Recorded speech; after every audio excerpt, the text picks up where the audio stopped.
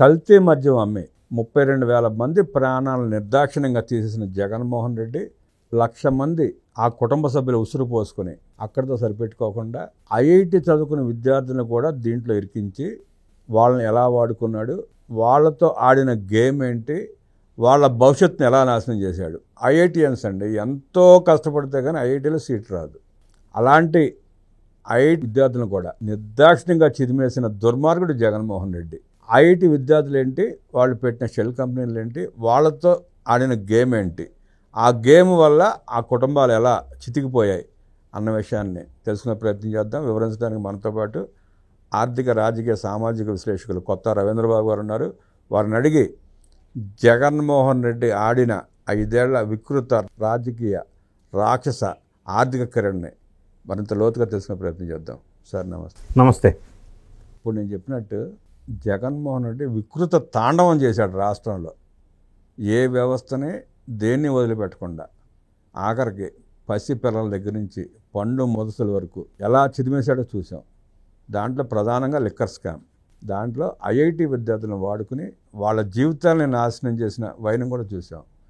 వాళ్ళని ఎలా వాడుకున్నాడు, వాళ్ళు చేసిన పొరపాట్లు ఏంటి, దాన్ని ఆ పొరపాటును అడ్డం పెట్టుకుని జగన్ రెడ్డి ఎలా లబ్ధి పొందాడు వివరించే ప్రయత్నం చేయండి. ఆంధ్రప్రదేశ్ రాష్ట్రంలోనే కాదు భారతదేశంలోనే అతిపెద్ద స్కాము ఏపీ లిక్కర్ స్కామ్. ఈ సిట్ దర్యాప్తు ఈడీ ఎంటర్ అవుతుండటంతో పాటుగా చాలా వేగవంతంగా జరుగుతుంది. ఇప్పటికిప్పుడు మనకు అప్డేట్స్ ఎప్పటికప్పుడు అందిస్తూ ఉన్నారు వాళ్ళు. సరే, ఇప్పటివరకు వాళ్ళు తేల్చిన అంశం ఏంటంటే ఇందులో పెద్ద స్కామ్ జరిగింది, క్లియర్గా ఎస్టాబ్లిష్ అయింది. రిమాండ్ రిపోర్ట్స్లో జగన్ రెడ్డి గారికి కన్ను ముక్కు చెవిగా చెప్పబడుతున్న ముఖ్యులంతా కూడా జైల్లో కూర్చొని ఉన్నారు. వాళ్ళు ఏ క్షణమైనా అప్రూవర్గా మారితే ఏంటి పరిస్థితి అనేది మనం ఊహించుకోవచ్చు. ఈ నేపథ్యంలో ఇప్పుడు లేటెస్ట్గా వెలుగులోకి కొత్తగా బయటకు వచ్చిన అంశం ఏంటంటే కసిరెడ్డి రాజశేఖర్ రెడ్డి అనే ఒక కీలకమైన వ్యక్తి A1 ఈ కేసులో ఐటీ అడ్వైజర్. ఫస్ట్లో ఐటీ అడ్వైజర్ ఏంటి, లిక్కర్ స్కామ్ ఏంటి అని ప్రతి ఒక్కరు ఇదే క్వశ్చన్ వేసేవాళ్ళు. నన్ను ఇంటర్వ్యూస్కి వెళ్ళినప్పుడు జగన్మోహన్ రెడ్డి కూడా క్వశ్చన్ వేసాడు. ఆయన కూడా అన్నాడు, సరే మనకే అర్థం అవ్వాలా, ఈ ఐటీ అడ్వైజర్ కదా, ఏంటి లిక్కర్ స్కామ్లో ఈయన ఎందుకు ఈ కీ పాత్ర పోషించాడు అని. ఇప్పుడు వెలుగులోకి వచ్చిన అంశం ఏంటంటే ఈ కసిరెడ్డి రాజశేఖర రెడ్డి A1 ఎవరిని వదిలిపెట్టలే లిక్కర్ స్కామ్లో. ఎక్కడ ఎంత వీలైతే అంత దొబ్బేశారు. ఈ మధ్యకాలంలో కుబేరా అని ఒక సినిమా రిలీజ్ అయింది. బహుశా దానికి దీనికి కొద్దిగా సంబంధం ఉన్నట్టుగా నాకు అనిపించింది. అందులో కూడా ఈ షెల్ కంపెనీస్ పెట్టడం, అది ఎవరి చేత పెట్టించాలా, ఊరు పేరు లేని చేత. కుబేరా సినిమాలో భిక్షగాళ్ల చేత పెట్టించి వాళ్ళ నుంచి మళ్ళీ వెనక్కి తీసుకొని తర్వాత వాళ్ళని చంపేశారు. అది వేరే విషయం. సినిమా ప్రొడ్యూసర్ కూడా రాజ్ కేసరెడ్డి అయి ఉంటాడా ఏంటంటే అది మన స్టోరీ. అంటే సినిమా ఇప్పుడు రిలీజ్ అయింది, లిక్కర్ స్కామ్ ఎప్పుడో జరిగింది కదా. సినిమా చూస్తే ఇప్పుడు జనానికి అర్థం అవుతుంది, కానీ వీళ్ళు ఎప్పుడో అప్పుడే ఆలోచన చేసి స్కీమ్ పెట్టేశారు కదా, స్కామ్లో స్కీమ్ పెట్టారు కదా. సో ఈ కసిరెడ్డి రాజశేఖర రెడ్డి ఆలోచన ఎంత గొప్పదంటే అందుకే ఐటీ అడ్వైజర్ ఇచ్చారు పాపం, అందుకు మెచ్చుకోవచ్చు. ఎవరిని వదిలిపెట్టలే, ఎక్కడ ఎవరికి వీలైతే వాడిని వాడేసుకున్నారు. చివరాఖరికి బాధ అనిపించే అంశం ఏంటంటే ఐఐటీలో సీట్ వస్తే ఆ కుటుంబం గర్వంగా తల ఎత్తుకొని తిరుగుతారు. ఆ ఊరు మొత్తం సంబరాలు చేసుకుంటారు. ఐఐటి అంటే అంత గొప్ప ప్రతిష్టాత్మకమైన విద్యా సంస్థ, లైఫ్ సెటిల్ అయ్యే విద్యా సంస్థ, గర్వించదగ్గ విద్యా సంస్థ, పేరెంట్స్ కానీ అందరు కానీ. అటువంటి ఐఐటిలో చదివి బయటికి వచ్చిన వాళ్ళని ఎరవేసి పట్టుకొని గుంజేసి ఆ తెలివితేటలకు మర్చుకోవచ్చు. అటువంటి వాళ్ళను కూడా ఈ కేసులో ఇరికించేశారు. అందులో వెలుగులోకి వచ్చిన అంశాలు ఏంటంటే ఈశ్వర్ కిరణ్ కుమార్ రెడ్డి ఒక అతను, ఈయన ఐఐటి ఖరగ్పూర్. ఐఐటిలో కూడా ఐఐటి ఖరగ్పూర్ అనేది అయ్యో నేను చిన్నప్పటి నుంచి చాలా ప్రతిష్టాత్మకమైన ఐఐటిలో ఐఐటి ఖరగ్పూర్ పేరు చెప్పేటోళ్ళు ఎప్పటి నుంచో అది. అందులో ఐఐటి చేసి బయటకు వచ్చాడు ఈశ్వర్ కిరణ్ కుమార్ రెడ్డి. ఆయన ఇరికించేశాడు. ఆయన A9గా ఇందులో ఇరుక్కున్నారు. ఆయన బయటకు వచ్చిన తర్వాత వాళ్ళ ఫాదర్ కానిస్టేబుల్, పాపం ఒక సాధారణ మధ్యతరగతి కుటుంబం నుంచి వచ్చిన వ్యక్తి. అయితే అంత మధ్యతరగతి నుంచి వచ్చిన తర్వాత ఐఐటి అయిపోయిన తర్వాత లైఫ్ సెటిల్మెంట్ కోసం డీకార్ట్ లాజిస్టిక్స్ అని ఒక బిజినెస్ స్టార్ట్ చేశాడు. ఒక స్టార్టప్ ఎస్టాబ్లిష్ చేసుకున్నాడు 2015లో. ఆయన బిజినెస్ పరంగా బాగా డెవలప్ అయ్యాడు. డెవలప్ అవ్వటం వల్ల ఆయన స్టూడెంట్స్ వాళ్ళ బ్యాచ్మేట్స్ ఐఐటి వాళ్ళతో ఎక్కువ సంబంధ బాంధవ్యాలు పెంచుకోవటం, పూర్వ విద్యార్థుల సమ్మేళనానికి ఎక్కువ అటెండ్ అవటం, ఈయన్ని చాలామంది ఇన్స్పిరేషన్గా చూసుకొని ఐఐటి చేసి జాబ్ కోసం ప్రాకులాడకుండా పెద్ద స్టార్టప్ పెట్టుకొని బాగా ఎదుగుతున్న వ్యక్తి అని పేరు ప్రఖ్యాతులు గాయించుకున్నాడు. ఆయన్ని ఇందులోకి ట్రాప్లోకి దించేశాడు. అడికాట్ లాజిస్టిక్స్ సంస్థ ద్వారా ఈ లిక్కర్ స్కామ్లో భాగస్వామిని చేశారు. దీంతో ఏం చేశారు, అంతటితో ఆగారా? ఈ ఈశ్వర్ కిరణ్ కుమార్ రెడ్డికి ఏం అసైన్మెంట్ ఇచ్చారంటే ఐఐటీలో చదువుకున్న వీళ్ళ ఫ్రెండ్స్ అందరినీ గుంజుకురమ్మన్నారు. ఆ అసైన్మెంట్లో భాగంగా ఈయన ఏం చేశాడు, కిరణ్ కుమార్ రెడ్డి, ప్రణయ్ ప్రకాష్, ఈయన ఐఐటి చెన్నైలో డిఫెన్స్ స్పేస్లో సబ్జెక్టులో ఐఐటి చేశాడు. ఈయన కిరణ్ కుమార్ రెడ్డి ఇంటర్మీడియట్లో క్లాస్మేట్స్ నెల్లూరులో. ఐఐటిలో డిఫరెంట్, ఈయన ఖరగ్పూర్, ఈయన చెన్నై. అయినప్పటికీ ఆ పరిచయంతో ఈ ప్రణయ్ అనే అతన్ని తీసుకొచ్చి ఇందులో ఇరికించేశారు. ఈయన రోల్ ఏంటంటే ఆశ్చర్యపోతారు మీరు, విజయవాడలో land mark apartment flat number 312 302 subject correction, అందులో భారీ ఎత్తున అట్టపెట్టెల్లో డబ్బులు దాచడానికి అదొక స్టోరేజ్ వాడారు. అది వెలుగులోకి వచ్చింది, పట్టుకున్నారు, అది వేరే విషయం.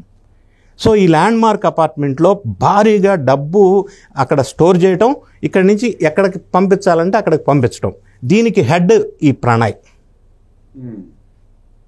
ఆయన అట్లా ఇరికించేశారు ఈ కేసులో.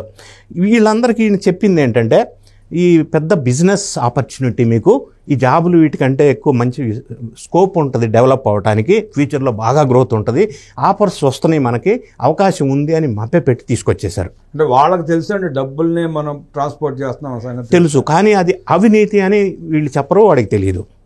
అంటే ఇది పార్ట్ ఆఫ్ బిజినెస్, ఇది బిజినెస్, మద్యం బిజినెస్. లక్షల వేల కోట్ల రూపాయల మందిని ప్యాక్ చేసి. అవునండి, ఇది గవర్నమెంట్ నేతృత్వంలో మద్యం షాపులు నడుస్తున్నాయి, గవర్నమెంట్కే మనీ వస్తుంది. ప్రభుత్వం ముసుకేసి ముసుగు గవర్నమెంట్ నడుపుతుంది కదా షాపులు, దీన్ని ఇది నువ్వు మేనేజ్ చేసుకో. ఇంకొక అతను నంబర్ 3 సైమన్ ప్రసాద్, ఈయన ఐఐటి, ఈయన ద్వారా పట్టుకొచ్చి ఇందులో గుంజేశారు. ఈ దెబ్బతో ఇది వెలుగులోకి ఎప్పుడైతే వచ్చిందో, సిట్టు వీళ్ళిద్దరిని అందరిని అరెస్ట్ చేయడం మొదలుపెట్టిందో, ఇతను పరారీలో ఉన్నాడు, లేడు, దొరకలేదు. ఇప్పుడు కూడా దుబాయ్లో ఉన్నట్టుగా తెలుస్తూ ఉంది. 4వ క్యాండిడేట్ పురుషోత్తం వినయ్ కుమార్, ఇతను సికింద్రాబాద్కి సంబంధించిన వ్యక్తి, ఈయన ఐఐటిఏ. ఈయన కూడా ఒక అసైన్మెంట్ ఇచ్చారు, ఈ డబ్బు కలెక్షన్ తీసుకెళ్ళటం, టోటల్ ఈ సిస్టమ్ ఏదైతే ఉందో 5 అంచెల వ్యవస్థ, అందులో ఒక్కొక్కరికి ఒక అసైన్మెంట్ ఇచ్చారు. క్వశ్చన్ ఏంటంటే, చదువు లేని వాళ్ళు లేకపోతే నార్మల్ సాదాసీదా వ్యక్తులను పెడితే ఆ ఇంటలెక్చువల్ బ్రెయిన్ కూడా వాడాలి కదా, అందుకని ఐఐటి బ్రెయిన్స్ వాడితే బాగుంటుందని. అంటే ఫర్ ఎగ్జాంపుల్ జగన్ రెడ్డి గారు కూడా ఐఏఎస్ ఐపీఎస్ ఆఫీసర్స్ బ్రెయిన్స్ ఎట్లా విధ్వంసం సృష్టించడానికి వాడాడుగా, సేమ్ ఫార్ములా, అదే ప్రిన్సిపల్. మంచిదే పాపం, ఐడియాస్ కూడా చిన్న చిన్న వాళ్ళ ఐడియాస్ ఎందుకు, గొప్ప గొప్ప వాళ్ళ ఐడియాస్ తీసుకుంటే ఇంకా గొప్పగా ఉంటుంది కదా స్కాము. ఆలోచన చేశారు. వీళ్ళందరి చేత ఈ ఐఐటి విద్యార్థుల్ని, ఇంటలెక్చువల్ని తీసుకొచ్చి వాళ్ళ జీవితాలను నాశనం చేయడంతో పాటుగా ఎలా చేశారంటే, పేపర్ కంపెనీస్ పెట్టించారు షెల్ వీళ్ళతోటి. ఇప్పుడు వీడికి మీరు అన్నారే వాడికి తెలియదా అని, ఇప్పుడు వాడిని పిలిచారు, నీకు ఒక ఆపర్చునిటీ ఉంది, బిజినెస్ ఆపర్చునిటీ, ఇదిగో నువ్వు ఈ కంపెనీ పెట్టు, నీకు మేము ఆర్డర్స్ ఇస్తాం, నీకు అమౌంట్ వస్తుంది, ఆ అమౌంట్ ఇక్కడ పంపించు, నీకు బిజినెస్ ట్రాన్సాక్షన్ వస్తుంది, ఇన్కమ్ వస్తుంది, it's a great opportunity for you, you float A company, we will give you the business. ఇట్లా అట్రాక్ట్ చేశారు. వీళ్ళ చేత ఫ్లోట్ చేసిన కంపెనీస్ చాలా ఉన్నాయి. కొన్ని వెలుగులోకి వచ్చినాయి ఏంటంటే, వోల్పిక్ మల్టీ వెంచర్స్ ప్రైవేట్ లిమిటెడ్ 1, నైస్నా multi ventures private limited 2, Vishal enterprises 3, Tripathi enterprises 4, క్రిపాటి ఎంటర్ప్రైజెస్ 5. త్రిపాఠి ఎంటర్ప్రైజెస్, క్రిపాటి ఎంటర్ప్రైజెస్ పేర్లు కూడా ఏం పెట్టాలో అర్థం కాని పరిస్థితి. ఏమి పేర్లు ఎన్నెన్ని దొరుకుతాయండి పేర్లు, చెప్తా దాన్ని కూడా. తర్వాత any time money private limited, ఇంకొకటి Malishka gold and jewellery private limited, ఇంకొకటి విశ్వకర్మ ఎంటర్ప్రైజెస్. ఇట్లా రకరకాల పేపర్ కంపెనీస్ వీళ్ళ చేత ఫ్లోట్ చేయించారు. అందులోకి ఈ అవినీతి అక్రమమైన మనీ అక్కడికి వెళ్ళటం, అక్కడి నుంచి ఎవరికి వెళ్ళాలో వాళ్ళకి వెళ్ళటం. అయితే ఇవన్నీ ఎప్పుడైతే లిస్ట్ వచ్చినాయో, నేను ఈ లిస్టులో ఉన్న కంపెనీల అడ్రస్ చెక్ చేశాను చూద్దామని. కొన్ని ముంబై బేస్డ్, కొన్ని తమిళనాడు బేస్డ్. అయితే ఇంతవరకు సీన్ కట్ చేస్తే, ఈ ఇన్వెస్టిగేషన్ చేస్తున్న దర్యాప్తు సంస్థలు ఈ ఫ్లోట్ చేసిన కంపెనీలు అడ్రస్లకు ఫిజికల్గా వెళ్ళి అన్నిటి దగ్గరికి వెళ్ళి అసలు ఆ ఊసే లేదు అక్కడ.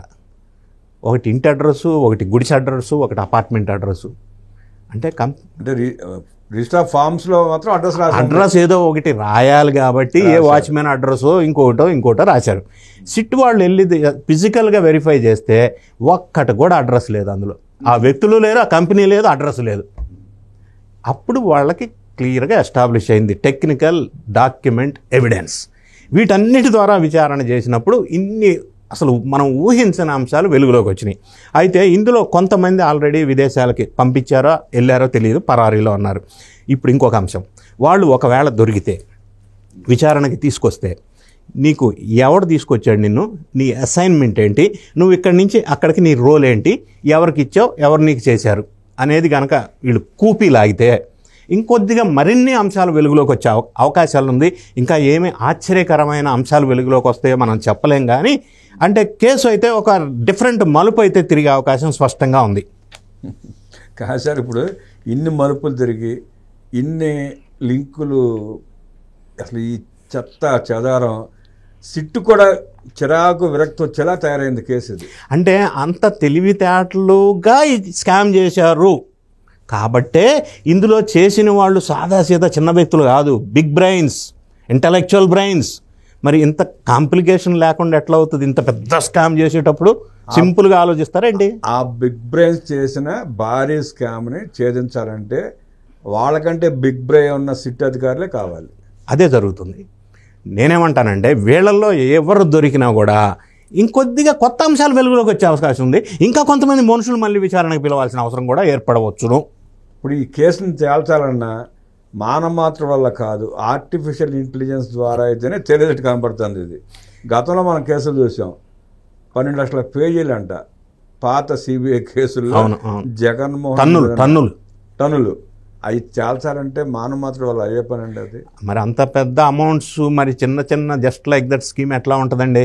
ఇప్పుడు ఇందులో ఇదొక పార్టే, ఇంకొక పార్ట్ కూడా ఉంది. మీ అందరికీ తెలుసు, చెవిరెడ్డి అనే అతన్ని పట్టుకుంటే కొన్ని అంశాలు అది డిఫరెంట్ రూట్. మళ్ళీ ఈ మనీని ఏ రంగాల్లో వీళ్ళు ఇన్వెస్ట్ చేశారు అంటే ఆయన ఏంది, ఎలక్షన్లో కొంత వాడుకున్నారు, వేరే కంట్రీస్లో ఇండస్ట్రీస్ పెట్టడానికి కొంత ఏర్పాట్లు జరిగినాయి. అంటే ఎన్ని యాంగిల్స్లో ఇందులో ఫ్లో అయిందో మనీ అనేది మనకు ఆశ్చర్య కలిగించే అంశం. అంటే సిట్టు తొలిసారిగా అన్నట్టు 3,000 కోట్ల స్కామ్ కాదు ఇది. అందరూ ఊహిస్తున్నట్టు 1,50,000 కోట్ల రూపాయల పైన స్కామ్ అయితేనే ఎంతమంది, ఎంత ఇంటెలెక్చువల్స్, ఎన్ని పెద్ద బ్రెయిన్స్ పనిచేసి ఉంటాయి. 3,000 కోట్లు అనేది స్కామ్ మొత్తం వాల్యూ అయితే నా లాజిక్ క్వశ్చన్, ఈ గోవిందప్పన్ బాలాజీ కానీ కసిరెడ్డి రాజశేఖర్ రెడ్డి కానీ ఇట్లా నిందితులు అక్యూజ్డ్ ఎవరైతే ఉన్నారో ఒక్కొక్కరు యాజ్ అన్ ఇండివిజువల్ అక్రమ ఆస్తులే 2,000 కోట్ల పైన ఉన్నాయి ఒక్కొక్కడే. అంటే జస్ట్ లీకేజ్ అమౌంట్ చిన్న అక్కట్లో వీళ్ళు ఒక్కరికే 2,000 కోట్లు ఉంటే స్కామ్ ఎన్ని వేల కోట్లు? అది ఆశ్చర్యకరమైన అంశం. చూశారుగా, విన్నారుగా, జగన్మోహన్ రెడ్డి పరదాలు కట్టుకుని ప్యాలెస్ నుంచి బయటకు రాకుండా అందరూ అనుకున్నట్టు పబ్జీ ఆడుకోవాలా, ప్రజల చేత పబ్జీ ఆడించి మేధావితనాన్ని వాడుకొని 1,50,000 కోట్ల పైకి నొక్కేసి శుద్ధపూస కవులు చెప్తున్నాడు. ఈ డొంకని త్వరగానే తేలుస్తున్న సిట్లో కూడా మేధావులు ఉంటారు. అంత మేధావులు అయితేనే సిట్లో ఉద్యోగాలు వస్తాయి, పెద్ద పెద్ద ఆఫీసర్లు అవుతారు. వాళ్ళు వీళ్ళని పట్టుకుని లాక్కొచ్చి ప్రజల ముందు నిలబెట్టాకి ఎక్కువ సమయం పట్టదంటూ విశ్లేషించిన రవీంద్రబాబు గారికి ధన్యవాదాలు తెలియజేస్తూ థ్యాంక్ యూ.